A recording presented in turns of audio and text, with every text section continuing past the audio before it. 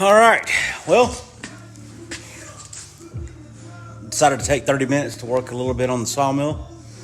We got the log dogs, that's the actual name, log dogs, in. And only a little blood, so it's a good night. Yeah. So those are in. This drops up and down and holds the logs against this wall. So when you roll them up on, it holds them. Believe it or not, it takes forever because they have to be perfectly level. So, yeah.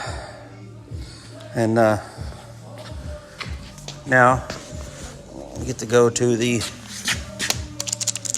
rest of the story.